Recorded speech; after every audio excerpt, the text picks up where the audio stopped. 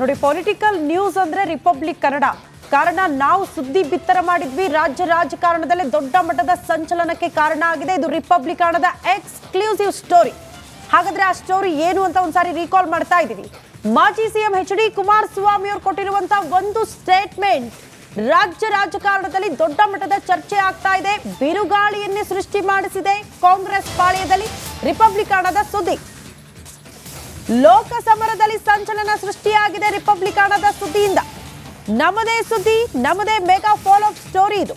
ಕುಮಾರಸ್ವಾಮಿ ಹೇಳಿಕೆಗೆ ಬಿಜೆಪಿಯಲ್ಲೂ ಕೂಡ ಸಹಮತ ವ್ಯಕ್ತವಾಗ್ತಾ ಇದೆ. ಹಾಗಾದ್ರೆ ಕುಮಾರಸ್ವಾಮಿ ಅವರು ಆಡಿರುವ ಮಾತುಗಳು ಏನು? ಯಾಕೋ ಇಷ್ಟು ದೊಡ್ಡ ಮಟ್ಟದಲ್ಲಿ ಸಂಚಲನ ಸೃಷ್ಟಿಯಾಗಿದೆ?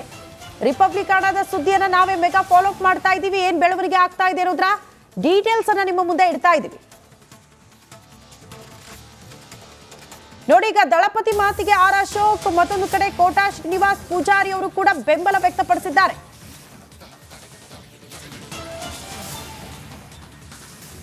ಸರ್, ಕುಮಾರಸ್ವಾಮಿ ಅವರ ಹೇಳಿಕೆ ಯಾವಾಗ ಬೇಕಾದ್ರೂ ಕಾಂಗ್ರೆಸ್ ಸರ್ಕಾರ ಪತನ ಆಗ್ಬಿಡುತ್ತೆ ಅಂತ ನಮಗೆಲ್ಲ ಏನ್ ಕುತೂಹಲ ಇತ್ತು. ಏನಾದ್ರೂ ಆಪರೇಷನ್ ಕಮಲ, ಆಪರೇಷನ್ ಜೆಡಿಎಸ್ ಏನಾದ್ರೂ ಆಗ್ತಾ ಇದೆಯಾ? ಒಳಗೆ ಯಾರಾದ್ರೂ ಶಾಸಕರು ಬಂದು ಬಿಡ್ತಾರಾ ಪಕ್ಷ ಬಿಟ್ಟು? ಆ ಕಾರಣಕ್ಕೆ ಸರ್ಕಾರ ಬೀಳುತ್ತಾ? ಇಂಥ ಮಾತುಗಳನ್ನ ಆಡ್ತಿದ್ದಾರ ಅನ್ನೋ ಕುತೂಹಲ. ಒಂದು ಸಂದರ್ಭದಲ್ಲಿ JDS ಅನ್ನ ಕಂಪ್ಲೀಟ್ ಖಾಲಿ ಮಾಡುವಂತ ಒಂದು ಪ್ಲಾನ್ ನಡೆದಿತ್ತು. ಅದಂತೂ ಶತಸಿದ್ಧ. DK ಶಿವಕುಮಾರ್ ಅಂತ ಪ್ಲಾನ್ ಮಾಡಿದ್ರು. ಅವ್ರದ್ದು 19 MLAಗಳೇನಿದ್ದಾರೆ ಅದರ ಪೈಕಿ ಒಂದು 13 MLAಗಳನ್ನ ಕರ್ಕೊಂಡ್ಬಂದ್ರೆ ಆಲ್ರೆಡಿ ಕೆಲವರಿಗೆ ನೋಡಿ, ಗುಬ್ಬಿಯ ಶ್ರೀನಿವಾಸ್ ಆಲ್ರೆಡಿ ಕಾಂಗ್ರೆಸ್ಗೆ ಬಂದಾಗಿದೆ. ಆಮೇಲೆ ಅರಸೀಕೆರೆಯ ಶಿವಲಿಂಗೇಗೌಡರು ಆಲ್ರೆಡಿ ಬಂದಾಗಿದೆ. ಅವರ ನಿಗಮ ಮಂಡಳಿ ಬೇರೆ ಕೊಟ್ಟಿದ್ದಾರೆ. ಉಳಿದ ಎಲ್ಲರನ್ನೂ ಕೂಡ ಪಕ್ಷಕ್ಕೆ ಕರೆತರುವಂಥ ಪ್ರಯತ್ನಗಳಾಗಿತ್ತು. ಆಮೇಲೆ ಇದಕ್ಕಿಂತ ಮೊದಲೇ ಆರಂಭದಲ್ಲೇ ಈ GT ದೇವೇಗೌಡರನ್ನ ಮತ್ತು ಅವರ ಮಗರನ್ನ ಪಕ್ಷಕ್ಕೆ ಕರ್ಕೊಂಡು ಬರುವಂಥ ಪ್ರಯತ್ನಗಳಾಗಿತ್ತು. ಆದರೆ ದೇವೇಗೌಡರು ನೇರವಾಗಿ GT ದೇವೇಗೌಡರ ಮನೆಗೆ ಹೋದ್ರು. ಹಾಗಾಗಿ GT ದೇವೇಗೌಡರು ಬರಬಾರ್ದಪ್ಪ, ಯಾಕಂದ್ರೆ ಅಷ್ಟು ದೊಡ್ಡ ನಾಯಕರು ಬಂದಿದ್ದಾರೆ ಅಂದರೆ ಹತ್ಬಿಟ್ರು ಅವರು. ಅಯ್ಯೋ, ನಮ್ಮ ಮನೆ ಬಾಗಿಲಿಗೆ ಬಂದುಬಿಟ್ರು ಅಂತಂದ್ರೆ. ಯಾಕಂದರೆ ದೇವೇಗೌಡರ ರಾಜಕೀಯ ಬೇರೆ. ಆಮೇಲೆ ಅದೇ GT ದೇವೇಗೌಡರು ಒಂದಾನೊಂದು ಕಾಲದಲ್ಲಿ ಇದೇ ಸಿದ್ದರಾಮಯ್ಯನವರಿಗೆ ಪೊಲಿಟಿಕಲ್ ಏಜೆಂಟ್, ಅಂದರೆ ಅಲ್ಲಿ ಚಾಮುಂಡೇಶ್ವರಿಯಲ್ಲಿ ಗೆಲ್ಲಿಸ್ತಾ ಇದ್ದದ್ದೇ GT ದೇವೇಗೌಡರು. ಬಟ್ JDS ಬಂದರು. ಆಮೇಲೆ GT ದೇವೇಗೌಡರು ಎಲ್ಲರಿಗೂ ಅಂದರೆ ಅವರು ಸ್ವಂತವಾಗಿ ಗೆಲ್ಲುವಂಥ ಶಕ್ತಿ ಇದೆ ಅವರಿಗೆ. BJPಯಲ್ಲಿ ಹೋಗಿ ಗೆದ್ದಿದ್ದಾರೆ. ಅವರಂತರ ನಮ್ಮ ಸೋಮಣ್ಣಂತರ ಯಾವ ಪಕ್ಷಕ್ಕೆ ಹೋದರೂ ಕೂಡ ಮ್ಯಾನೇಜ್ ಮಾಡೋ ಶಕ್ತಿ ಇದೆ. ಇದೇ ಕಾರಣಕ್ಕಾಗಿ ನಾನು ಹೇಳಿದ್ನಲ್ವ, ಯಾಕೆ BJP ಜೊತೆ JDS ಹೊಂದಾಣಿಕೆ ಮಾಡಿಕೊಳ್ತು ಅಂತಂದರೆ 19 ನಮ್ಮ MLAಗಳನ್ನು ಹೊಡಿತಾರೆ ಅಂತ. ಎಲ್ಲಿ ತನಕ JDSನ ವೋಟ್ ಎಲ್ಲ ಕೂಡ ಒಂದು ವೇಳೆ ತಪ್ಪಿ ಹೋದ್ರೆ ಅದು ಕಾಂಗ್ರೆಸ್ಗೆ ಬರೋದು. ಒಕ್ಕಲಿಗ ಬೆಲ್ಟ್ನ ವೋಟ್ ಅದು ಕಾಂಗ್ರೆಸ್ಗೆ ಬರೋದು. ನಾನು ಮೊನ್ನೆಯಿಂದ ಹೇಳ್ತಾ ಇದ್ದೀನಿ, ಒಕ್ಕಲಿಗ ಬೆಲ್ಟ್ ಏನಿದೆ 11 ಜಿಲ್ಲೆಯಲ್ಲಿದೆ, ಅಲ್ಲಿ BJP ಇನ್ನೂ ಕೂಡ ಪಾರಮ್ಯ ಮೆರೆದಿಲ್ಲ. ದೊಡ್ಡ ಮಟ್ಟದಲ್ಲಿ ಅದಕ್ಕೆ ಶಕ್ತಿ ಇಲ್ಲ.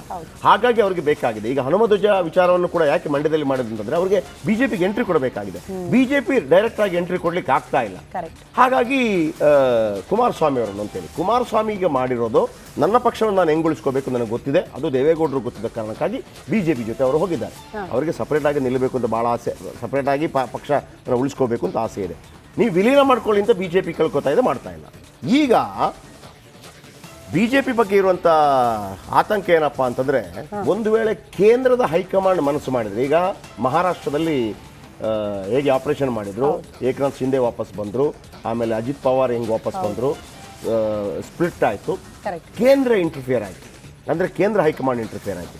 ಕಳೆದ ಬಾರಿ ಕರ್ನಾಟಕದಲ್ಲಿ ಆಯ್ತಲ್ವಾ, ಯಾವುದು ಸಮ್ಮಿಶ್ರ ಸರ್ಕಾರ ಬಿದ್ದು BJP ಅಧಿಕಾರಕ್ಕೆ ಬಂತಲ್ವಾ, ಅದು ಕೇವಲ ಅದರಲ್ಲಿ ಕೇಂದ್ರ ಇಂಟರ್ಫಿಯರ್ ಆಗಿರಲಿಲ್ಲ. ಅದು ಓನ್ಲಿ ಯಡಿಯೂರಪ್ಪ ಅಂಡ್ ಸನ್ಸ್ ಇವರು ಮಾಡಿ ಆ ರೀತಿ ಆಪರೇಷನ್ ಕಮಲ ಮಾಡಿ ಬಂದಿರೋದು. 136 ಸದಸ್ಯರ ಪೈಕಿ ಇಲ್ಲಿ ಆಪರೇಷನ್ ಮಾಡಬೇಕು ಅಂತಂದ್ರೆ ಮಿನಿಮಮ್ 40-45 MLAಗಳನ್ನು ಖರೀದಿ ಮಾಡಬೇಕು. ಆಮೇಲೆ ಅಷ್ಟು ಸುಲಭ ಅಲ್ಲ. ಯಾಕೆ ಕೊಡ್ತಾರೆ ಶ್ರುತಿ? ರಾಜೀನಾಮೆ ಕೊಡಿಸ್ಬೋದು, ಮತ್ತೊಂದು ಕೊಡಿಸ್ಬೋದು, ದುಡ್ಡು ಕೊಟ್ಟು ಮಾಡಿಸ್ಬೋದು, ಮತ್ತೆ ಗೆಲ್ಲಿಸ್ಬೇಕಲ್ಲ. ಕಳೆದ ಬಾರಿ 15-17 ಶಾಸಕರು ರಾಜೀನಾಮೆ ಕೊಟ್ಟರು. ಆದರೆ ಅವರೆಲ್ಲರನ್ನ ಗೆಲ್ಲಿಸ್ಕೊಂಡು ಬರೋ ತಾಕತ್ತು ಯಡಿಯೂರಪ್ಪನವರಿಗಿತ್ತು. ಯಾಕೆ ಅಂತಂದರೆ ಅಲ್ಲೂ ಕೂಡ ಜಾತಿ ವರ್ಕೌಟ್ ಆಯಿತು. ನಂಬರ್ 1. ನಂಬರ್ 2, ಬಂದವರಿಗೆಲ್ಲರಿಗೂ ಕೂಡ ಅವರು ಪ್ರಾಧಾನ್ಯತೆಯನ್ನು ಕೊಟ್ಟಿದ್ದಾರೆ, ಎಲ್ಲರನ್ನೂ ಮಂತ್ರಿ ಮಾಡಿದ್ದಾರೆ. ಆಮೇಲೆ ಇತ್ತೀಚೆಗೆ ಯಾರು ನಮ್ಮ ರಾಜರಾಜೇಶ್ವರಿ ನಗರ MLA ಮುನಿರತ್ನ ಅವರು ಗಲಾಟೆ ಪ್ರೊಟೆಸ್ಟ್ ಮಾಡಿದಾಗಲೂ ಕೂಡ ಬೆಂಬಲಕ್ಕೆ ನಿಂತರು. ಯಡಿಯೂರಪ್ಪನಿಗಿರುವಂಥ ಮಾತೇನಪ್ಪ ಅಂತಂದರೆ, ಒಮ್ಮೆ ಮಾತು ಕೊಟ್ಟರೆ ಆ ಮಾತನ್ನು ನಡೆಸ್ತಾರೆ, ಉಳಿಸ್ಕೊತಾರೆ ಅಂತ. ಅದೇ ಶಕ್ತಿ DK ಶಿವಕುಮಾರ್ ಅವರು ಕೂಡ ಇದೆ. DK ಶಿವಕುಮಾರ್ಗೆ ಹೆಂಗ್ ಎನರ್ಜೆಟಿಕ್, ನಿನ್ನ ನಾನು ಮಾಡ್ತೀನಿ ಕಣೋ ಅಂದರೆ ಮಾಡ್ತಾರೆ ಅಂತ. ಅದಕ್ಕೆ ಸ್ಪಷ್ಟ ಉದಾಹರಣೆ ಯಾವುದಂದ್ರೆ ಮಧು ಬಂಗಾರಪ್ಪ ಅವರನ್ನು ಮಂತ್ರಿ ಮಾಡಿದ್ದು. ಈಗ ಅಲ್ಲಿ ಕುಮಾರಸ್ವಾಮಿ ಅವರು ಅವರ ಹೇಳಿಕೆ ಇದೆಯಾ? ದಯವಿಟ್ಟು ಅದನ್ನು ಪ್ಲೇ ಮಾಡಿ. ರಾಜ್ಯದಲ್ಲಿ ಸಿದ್ದರಾಮಯ್ಯ DKಶಿ ಇರುವಂಥದ್ದು ಸರ್ಕಾರ ಅಷ್ಟೊಂದು ಸುಲಭವಾಗಿ ಅಭದ್ರತೆ ಆಗ ಸಾಧ್ಯ ಇದೆ. ಏನು ಬೇಕಾದ್ರೂ ಆಗೋಕ್ಕಂತ ನೋಡಿ, ನಮ್ಮ ದುರಾದೃಷ್ಟ, ರಾಜ್ಯದ ಜನತೆ ದುರಾದೃಷ್ಟ. 136 ಸೀಟು ಒಂದು ಪಕ್ಷ ಗೆದ್ದು ಸುಭದ್ರವಾದ ಸರ್ಕಾರವನ್ನು ಜನತೆ ಕೊಟ್ಟಿದ್ದರು.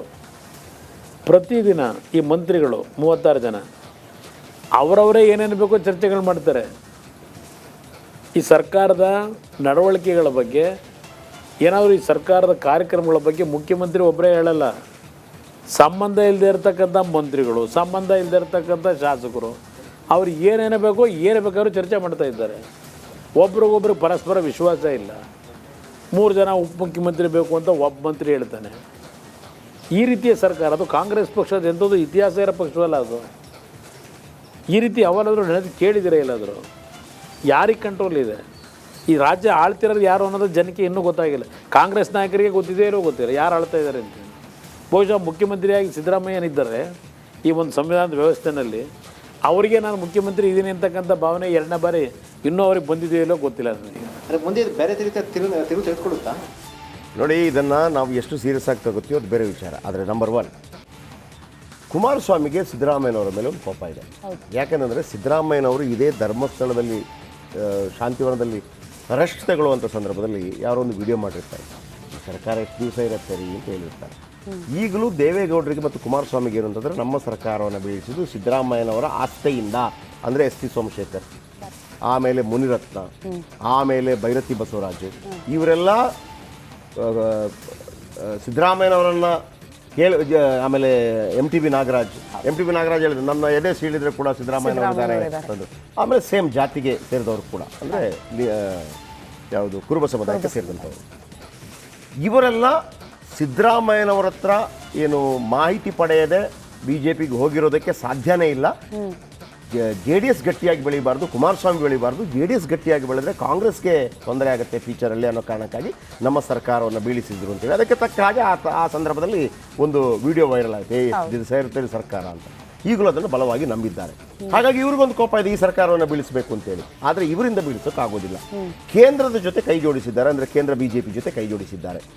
ಈಗ ಕೇಳಿ ಬರ್ತಾ ಇರುವಂಥ ಮಾತು ಏನಪ್ಪ ಅಂತಂದರೆ, ಒಂದು ವೇಳೆ BJP ಅಂತ ಒಂದು ಪ್ರಯತ್ನಗಳನ್ನು ಮಾಡಿದರೆ, ನಿಮಗೆ ಮೊನ್ನೆ ಒಂದು ಸ್ಟೋರಿ ಹೇಳಿದ್ವಿ ನಾವು, ಸತೀಶ್ ಜಾರಕಿಹೊಳಿ ಅವರನ್ನು ನೀವು ಅಷ್ಟು ಸಿಂಪಲ್ ಆಗಿ ತಗೊಳ್ಬೇಡಿ ಅಂತೇಳಿ ಮಲ್ಲಿಕಾರ್ಜುನ ಖರ್ಗೆ ಅಂತ ದೊಡ್ಡ ನಾಯಕರು ಕರೆದು DK ಶಿವಕುಮಾರ್ ಹೇಳಿದ್ದಾರೆ. DK ಶಿವಕುಮಾರ್ ಈ ವೈಯಕ್ತಿಕ ಚಾಲೆಂಜ್ಗಳಿಗೆ ಹೋದಾಗ, ಅದಕ್ಕಿಂತ ಮೊದಲು ಇದೇ ಸತೀಶ್ ಜಾರಕಿಹೊಳಿ ಅವರು 20-25 ಜನರನ್ನು ಕರ್ಕೊಂಡು ಮೈಸೂರಿಗೆ ಬರ್ತೀನಿ ಅಂತ ಹೇಳಿದ್ದು ದಸರಾ ನೋಡೋದಕ್ಕೆ, ಆಮೇಲೆ ದುಬೈಗೆ ಹೋಗ್ತೀನಿ ಅಂತ ಹೇಳಿದ್ದು. ಅವ್ರಿಗೆ ಯಾಕೆ ಅಂತಂದರೆ, ರಾಜಣ್ಣ ಇರ್ಬೋದು, ಸತೀಶ್ ಜಾರಕಿಹೊಳಿ ಅವರು ಇರ್ಬೋದು, MB ಪಾಟೀಲ್ ಅವರು ಇರ್ಬೋದು, ಆಮೇಲೆ ಜಾರ್ಜ್ ಅವರು ಇರ್ಬೋದು, ಇವರಿಗೆಲ್ಲ ಅಸ್ತಿತ್ವದ ಪ್ರಶ್ನೆ, ಸಿದ್ದರಾಮಯ್ಯನವರ ನಂತರ ನಮ್ಮ ಅಸ್ತಿತ್ವ ಏನಾಗುತ್ತೆ ಅಂತ. ಇದರ ಜೊತೆಗೆ ಇನ್ನೊಂದು ಮಾತು ಹೇಳ್ತೀನಿ. ಈಗ ಕುಮಾರಸ್ವಾಮಿ ಅವರು ಒಂದು ಮಾತನ್ನು ಹೇಳಿದ್ರಲ್ವ, ಸಿದ್ದರಾಮಯ್ಯನವರು 2013 ಮತ್ತು 2018 ಅವಧಿಯಲ್ಲಿದ್ದಂಥ ಮುಖ್ಯಮಂತ್ರಿ ಆ ಗಟ್ಟಿತನ ಇತ್ತಲ್ಲ, ಕತ್ತಿ ಇದ್ದಂಗಿದ್ರು. ಈ ಬಾರಿ ಆ ಕಂಟ್ರೋಲ್ ಬಂದೇ ಇಲ್ಲ. ಇದು ಸ್ವತಃ ಕಾಂಗ್ರೆಸ್ನ ಶಾಸಕರು ಹೇಳಿರುವಂಥ ಮಾತು. ಆಮೇಲೆ ಅವರ ಮಗನ ಇಂಟರ್ಫಿಯರೆನ್ಸು, ವೆರಿ ಫಸ್ಟ್ ಟೈಮ್ ಸಿದ್ದರಾಮಯ್ಯನವರ ಫ್ಯಾಮಿಲಿ ಇಂಟರ್ಫಿಯರೆನ್ಸ್ ಆಗ್ತಾ ಇದೆ ರಾಜಕೀಯದಲ್ಲಿ. ಯಾವತ್ತೂ ಅದನ್ನು ಮಾಡಿಲ್ಲ. ಅದನ್ನು ಕೆಲವರು ಅವರ ಗಮನಕ್ಕೆ ತಂದರು. ಕೆಲವರು ಹೇಳ್ತಾ ಇದ್ರು ಏಜು ಅಂತ, ಕೆಲವರು ಹೇಳ್ತಾ ಇದ್ದಾರೆ ಇಲ್ಲ ಅದು ಮೆಚುರಿಟಿ, ಯಾಕೆ ಸುಮ್ಮನೆ ದ್ವೇಷ ರಾಜಕೀಯ ಮಾಡ್ತಾ ಇಲ್ಲ, ಏನೋ ಮಾಡ್ಕೊಂಡು ಹೋಗೋಣ ಅಂತೇಳಿ. ಆಮೇಲೆ 5 ವರ್ಷ ನನಗೆ ಕೊಟ್ಟಿಲ್ಲ ಅನ್ನುವಂಥ ಬೇಸರ ಕೂಡ ಇದೆ ಅಂತೇಳಿ. ನಿಮ್ಗೇನಾದರೂ ಇವರ ಮಾತಿನ ಸುಳಿವೇನಾದಿದ್ರೆ ಅದು ನಂಬರ್ 1 ಸತೀಶ್ ಜಾರಕಿಹೊಳಿನೇ ಆಗಿರ್ತಾರೆ ಅನ್ನುವಂಥ ಅನುಮಾನ ಇದೆ. ಇದಕ್ಕೆ ಸಂಬಂಧಪಟ್ಟ ಹಾಗೆ ಅಶೋಕ್ ಮತ್ತು ಕೋಟಾ ಶ್ರೀನಿವಾಸ ಪೂಜಾರಿ ಮಾತಾಡಿದರೆ ಕೇಳಿಸ್ಕೊಂಡು. ನನಗೂ ಅನಿಸ್ತು, ಕುಮಾರಸ್ವಾಮಿ ಅವರು ಏನೋ ಹೇಳ್ತಾ ಇದ್ದಾರಲ್ಲ, ಜ್ಯೋತಿಷ್ಯನೋ ಆಮೇಲೆ ಇದು ಹೇಳ್ತಾ ಇದ್ದಾರಲ್ಲ, ಏನೋ ನಿಖರವಾಗಿ ಭವಿಷ್ಯ ಏನೋ ಸತ್ಯ ಆಗ್ಬೋದನೋ ಅಂತ ಅನಿಸ್ತೈತೆ ಅವ್ರು ಹೇಳೋದು. ಯಾಕಂದ್ರೆ ಮಾಜಿ ಮುಖ್ಯಮಂತ್ರಿಗಳು 2 ಸರಿ ಮುಖ್ಯಮಂತ್ರಿಗಳಾಗಿದ್ದವರು, ಅವ್ರಿಗೆ ಇದೆಲ್ಲ ಗೊತ್ತಿರ್ತೈತೆ.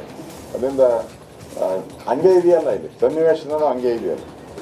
ಆ ದೃಷ್ಟಿಯಿಂದ ಜನಕ್ಕೂ ಗೊತ್ತಿದೆ ಈ ಸರ್ಕಾರ ಹಿಂದೂ ವಿರೋಧಿ ಸರ್ಕಾರ, ಹಿಂದೂಗಳನ್ನು ದಮನ ಮಾಡುವಂಥದ್ದು, ಈ ಥರದ ಒಂದು ಕಲ್ಚರ್ಗೆ ಹೋಗಿರೋದ್ರಿಂದ ಜನಕ್ಕೆ ಭ್ರಮನಿರಸನಾಗಿದೆ. ಕುಮಾರಸ್ವಾಮಿಯವರು ಏನು ಹೇಳಿದ್ರು ಅದು ಆಗ್ಬೋದನ, ಇನ್ನೊಂದ್ಸರಿ ಅವ್ರನ್ನೇ ಕೇಳ್ಬಿಡಿ. ಧನ್ಯವಾದ. ಸಹಜವಾಗಿದೆ. ಏನು ಬೇಕಾದರೂ ಯಾವುದೇ ಸಮಯದಲ್ಲಿ ರಾಜಕಾರಣದ ವ್ಯವಸ್ಥೆಗಳು, ತಿರುವುಗಳು ಪ್ರಜಾಪ್ರಭುತ್ವದಲ್ಲಿ ಪಡ್ಕೊಳ್ತದೆ, ಹಾಗೆ ಇದೆ ಅಂತ ಕುಮಾರಸ್ವಾಮಿ ಅವರು ಹೇಳಿರಬೇಕು. ಅವ್ರ ಹೇಳಿಕೆ ಸರಿ ಇದೆ. ನಾವು ಅದರ ನಿರೀಕ್ಷೆಯನ್ನು ಇಟ್ಕೊಂಡಿಲ್ಲ, ಅದ್ರ ಬಗ್ಗೆ ಯೋಚನೆ ಮಾಡಿರಲಿಲ್ಲ. ಕಾಲ ಏನು ಹೇಳುತ್ತದೆ ಆಗ ನೋಡೋಣ. ಅವ್ರ ಮಾತು ಸಹಜವಾಗಿದೆ. ಏನು ಬೇಕಾದರೂ ಯಾವುದೇ ಸಮಯದಲ್ಲಿ ರಾಜಕಾರಣದ ವ್ಯವಸ್ಥೆಗಳು, ತಿರುವುಗಳು ಪ್ರಜಾಪ್ರಭುತ್ವದಲ್ಲಿ ಪಡ್ಕೊಳ್ತದೆ, ಹಾಗೆ ಇದೆ ಅಂತ ಕುಮಾರಸ್ವಾಮಿ ಅವರು ಹೇಳಿರಬೇಕು. ಅವ್ರ ಹೇಳಿಕೆ ಸರಿ ಇದೆ. ನಾವು ಅದರ ನಿರೀಕ್ಷೆಯನ್ನು ಇಟ್ಕೊಂಡಿಲ್ಲ, ಅದ್ರ ಬಗ್ಗೆ ಯೋಚನೆ ಮಾಡಿರಲಿಲ್ಲ. ಕಾಲ ಏನು ಹೇಳುತ್ತದೆ ಆಗ ನೋಡೋಣ. ಅವ್ರ ಮಾತು ಸಹಜವಾಗಿದೆ. ಏನು ಬೇಕಾದರೂ ಯಾವುದೇ ಸಮಯದಲ್ಲಿ ರಾಜಕಾರಣದ ವ್ಯವಸ್ಥೆಗಳು, ತಿರುವುಗಳು ಪ್ರಜಾಪ್ರಭುತ್ವದಲ್ಲಿ ಪಡ್ಕೊಳ್ತದೆ,